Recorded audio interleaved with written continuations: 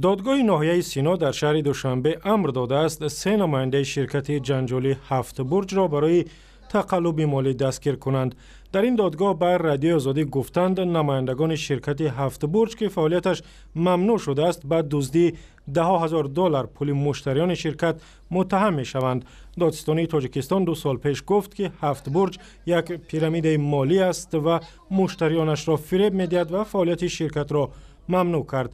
بستن شرکت سبب اعتراض مشتریانش شد و هزاران نفر پول خود را در این شرکت از دست دادند و صحبت امروزه در همین باره است با همکارم میرزا نبی خالقزاد.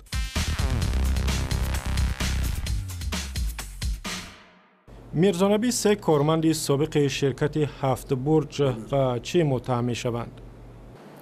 بله طور با آغاز این هفته دادگاه سینای پایتخت به مرافعی دادگاهی شرکت 7 برج دوباره شروع نمود که با پیشنهاد دادستانی کل تاجیکستان صورت گرفته است و در دایره این مرافعه 3 شهروند تاجیکستان سعیدوف، سعدالله و خوشمحمدوف مورد پیگرد جنایی قرار داده شده است. این 3 نفر که هنوز سال گذشته از جوابگری جنایی سرپیچی نمودند و به مرافعه دادگاهی سال گذشته حاضر نشدند، در مرافعه نوبتی که این هفته شروع شده است با پیشنهاد دادستانی کل تاجیکستان مقامات انتظامی کشور این 3 نفر را مورد پیگرد جنایی قرار داده است.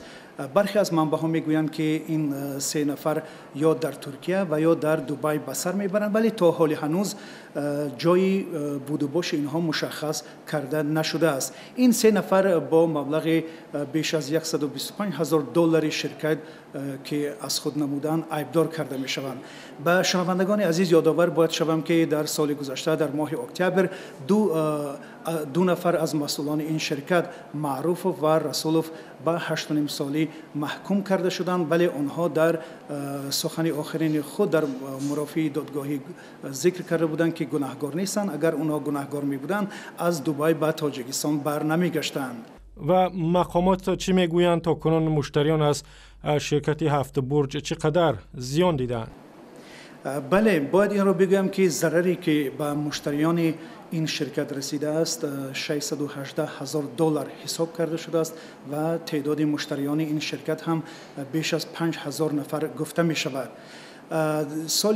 دو سال قبل دادگاه عالی تاجیکستان فعالیت این شرکت را به خاطر تبدیل نشدنش به یک پیرامید مالی یا تجارتی فعالیت اون را در قلمرو تاجیکستان قطع کرد و با همین بحث‌های در این شرکت برپا شد که بیشتر مشتریان زیان دیده طلب نمودند که مبلغ ضرردیدی آنها از طریق دادگاه برگردانیده شود، ولی برخی از مشتریان در صحبت به ما میگویند که به جای تعقیب و یا جستجو و بازداشت مسئولان این شرکت بهتر این که به اینها شرایط فراهم داده شود تا اینکه بیایند و مبلغ زیاندیدی اینها را برگردانند. تشکر. همکارم میرزا نبی خالقزاد از دوشنبه صحبت میکرد.